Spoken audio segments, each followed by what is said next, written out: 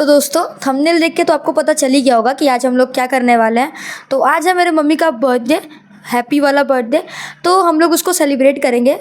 मतलब अभी उनको ये भी नहीं पता है ना कि उनको एक सरप्राइज़ मिलने वाला है, या फिर मुझे उनका बर्थडे याद भी है, क्योंकि जनरली वो अपना बर्थडे वगैरह कभी भी सेलिब्रेट नहीं करती हैं। तो आज मेरी रिस्पॉन्सिबिलिटी है उनके बर्थडे के दिन उनको थोड़ा सा हैप्पी फील कराने का। सो अभी तो गुरु पूर्णिमा भी है आज, तो वो अभी दर्शन करने गई हुई हैं। अब उनके आने से पहले मुझे जो भी मेरी छोटी मोटी प्रिपरेशन है मुझे वो करना होगा। तो सबसे पहले अभी मुझे मार्केट जाना होगा केक ले आने के लिए, और उनका जो सरप्राइज़ है वो मेरे पास अभी छुप के रखा हुआ है, उसको हम छुपा के रखे हुए हैं। तो लेट्स गो, ठीक है। सबसे पहले मार्केट चलते हैं हम लोग। तो जैसा कि हम आपको बताए थे कि गुरु पूर्णिमा है, तो अभी हम आपको अंदर जाके तो दिखा नहीं सकते क्योंकि मुझे और भी काम था। तो हम मार्केट आ जाते हैं और एक बेकरी से केक ले लेते हैं। अब केक कैसा था उसकी भी अनबॉक्सिंग बाहर आपका घर चल के होगी। लेकिन भाई बाहर बारिश हो रही है बहुत तेज़, और जब तक ये बारिश नहीं रुकती हम लोग वहीं पे रहते हैं, और फिर बारिश रुकने के बाद हम लोग अपने घर जाने लगते हैं वापस। और फिर किसी गाड़ी वाले ने मेरे ऊपर कीचड़ उछाल दिया, बट कोई नहीं, कभी ना कभी आप लोगों के सपोर्ट से मेरे पास भी गाड़ी हो ही जाएगी। तो अभी ये देखो बादल जो है बिल्कुल एनीमे जैसा हो रहा था, तो इसको भी हम शूट कर लिए। और पता नहीं क्यों मेरा ऐसे शूट करने का बहुत ज़्यादा मन कर रहा था क्योंकि बहुत अच्छा लग रहा था। सो फाइनली घर पहुंचने के बाद हमारा जो सबसे पहला टास्क था वो था इस केक को छुपाने का, सीधा फ्रिज में जाके रखने का। तो अभी के लिए हम बनाने वाले पास्ता, जिसके लिए हम सबसे पहले पास्ता को बॉईल कर लेते हैं। और भगवान की दया से आज बिल्कुल परफेक्ट पास्ता बॉईल होता है। फिर उसके बाद थोड़े से टमाटर प्याज वगैरह काट लेते हैं और सीधा उसको एंटर करा देते हैं कढ़ाई में। अब कढ़ाई में जाने के बाद हम थोड़ा सा इसको अच्छे से भून लेते हैं और हमारा पास्ता बनाने का प्रक्रिया जो है वो स्टार्ट हो जाता है। अब कैसा लगने वाला है वो मुझे नहीं पता है, बट आप लोग भी देख लोगे और हम भी देख ही लेंगे कि टेस्ट कैसा लगेगा उसका। सो पास्ता मेरा ये बन के रेडी हो चुका है। अब बारी है कुछ सॉस की। जो सॉसेज मेरे पास हैं वो हम इसके अंदर डाल देते हैं। तो सबसे पहले हम इसके अंदर मैगी मसाला डाल देते हैं, क्योंकि मुझे ना पास्ता मसाला से अच्छा मैगी मसाला लगता है। तो मैगी मसाला इसके अंदर डाल देते हैं। और मुझे फ्लेवर शेजवान वाला चाहिए था, तो फिर हम शेजवान चटनी भी जो चिंग्स चाइनीज़ की आती है वो इसके अंदर डाल देते हैं। और फिर उसके बाद ये गरीबों वाला सस्ता 10 रुपये वाला मेयोनीज़ भी इसके अंदर ऐड कर देते हैं। हाँ भाई, गरीबों वाला 10 रुपये वाला मेयोनीज़। और फिर उसके बाद हम इसमें थोड़ा सा और मेयोनीज़ ऐड कर देते हैं, क्योंकि मुझे मेयोनीज़ बहुत ज़्यादा पसंद है। और फिर फाइनल लुक जो है उसका ये कुछ ऐसा था। बट हाँ, अभी इसको हम थोड़ा सा मिक्स करने वाले हैं, तो इसको प्रॉपरली मिक्स कर देते हैं।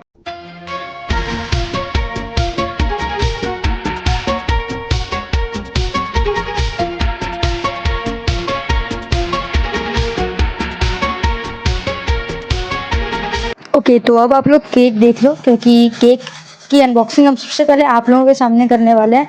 तो आप लोग मुझे बता देना कि केक कैसा है, ठीक है। मम्मी चलिए, ज़रा कुछ काम है। देखो मम्मी क्या कर रही हैं। कपड़ा डाल देते पास्ता खाना कोई था, पास्ता खाली देख रहा था। अभी डाल देते कपड़ा, भगा नहीं है उनको। अरे यार काम ना कर, जल्दी आइए। हाँ ना काटेगा तो कौन काटेगा आपका बर्थडे?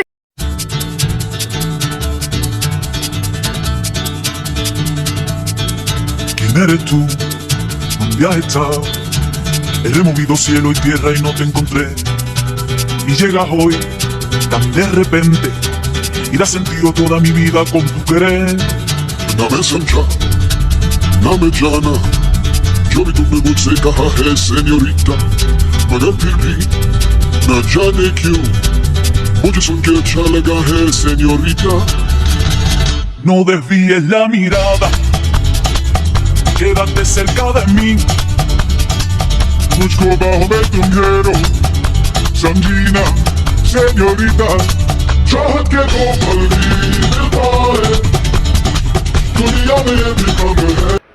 ये देखो बाबू गिफ्ट दे रहे हैं मम्मी को। क्या अवार्ड दे रहा है। थैंक यू बोल रही हैं मम्मी।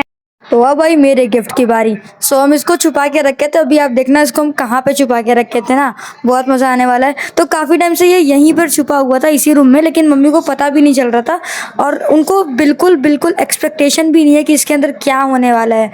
सो देखो कहाँ से निकला ये। तो ठीक है, अब बारी है इसको अनबॉक्सिंग करने की, तो मम्मी ही इसको अनबॉक्स करेंगे। ओके, सो या लेट्स अनबॉक्स इट। मम्मी खोल के देखिए, वन मत करना। शंकर भगवान निकाल तो दीजिए एक बार। क्या है? शंकर जी का फोटो दे।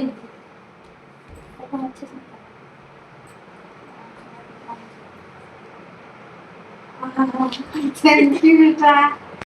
इतना सुंदर सुंदर फोटो। अरे क्या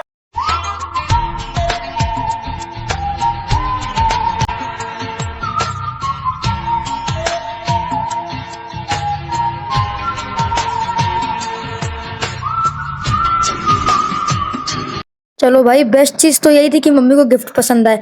अभी तक मेरा पास्ता ठंडा हो रहा था और पास्ता को लेकर, और ये मेरा प्यारा, देखो भाई, पार्टी हो, छोटी से छोटी पार्टी हो और कैंपा ना हो, ऐसा नहीं हो सकता। देखो पता नहीं क्यों, बट मेरा फेवरेट कोल्ड ड्रिंक या फिर सॉफ्ट ड्रिंक आप कह लो, ये कैंपा ही है। अपनी मेहनत की बनाई हुई चीज़ें खा पी के ना बहुत ज़्यादा मज़ा आ रहा है। और आज हम सुबह से बहुत ज़्यादा थक गए हैं। तो अभी मेरी फ्रेंड भी जा चुकी है और शाम हो चुकी है।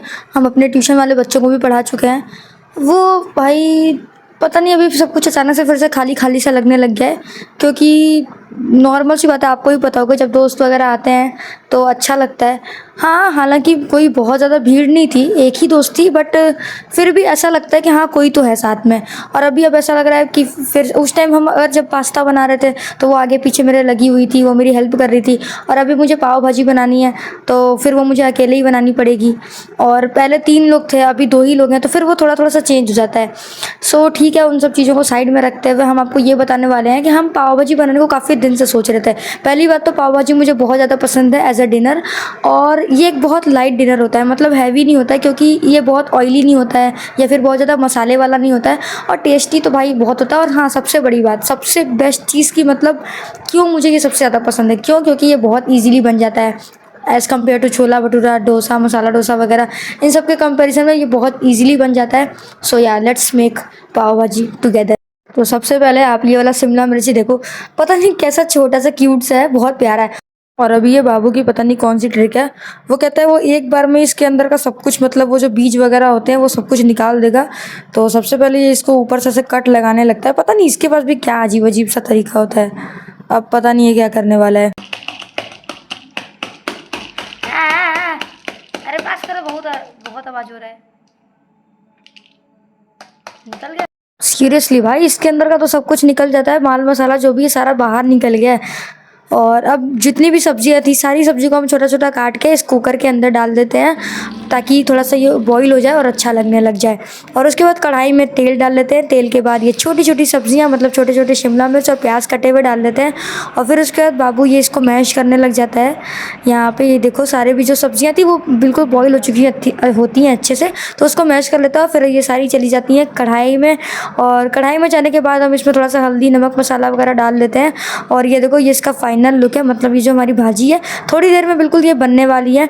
और तब तक हम चलते हैं पाव सेक लेते हैं। तो पाव, मुझे वो जो पाव भाजी वाला पाव होता है वो नहीं मिलता है, क्योंकि बगल वाली दुकान से ले आना पड़ता है, और रात में 10 बज रहे थे, तो फिर यही वाला पाव मिलता है। और इसी वाले पाव को हम लोग सेक लेते हैं, जो वैसे बर्गर वगैरह के लिए यूज़ करते हैं, फिर चाय से खाने के लिए यूज़ करते हैं, उसको ही यूज़ कर लेते हैं। तो दोस्तों, ये जो मेरी ये वीडियो जो रिकॉर्ड हो रही है ना, ये नेक्स्ट डे की वीडियो, क्योंकि हम कल बहुत ज़्यादा थक गए थे और मेरे अंदर इतनी भी हिम्मत नहीं बची हुई थी कि हम अपना व्लॉग एंड कर पाएँ। तो व्लॉग को एंड करने के लिए हम यहाँ पे आ जाते हैं, और कुछ छोटी छोटी चीज़ मुझे आप लोगों से थोड़ी सी मतलब शेयर करनी थी, तो हम वो कर लेते हैं। तो सबसे पहले आपको हम एक जो गिफ्ट हम मम्मी को दिए थे, मतलब वो फ़ोटो फ्रेम, उसकी स्टोरी शेयर करने वाले हैं।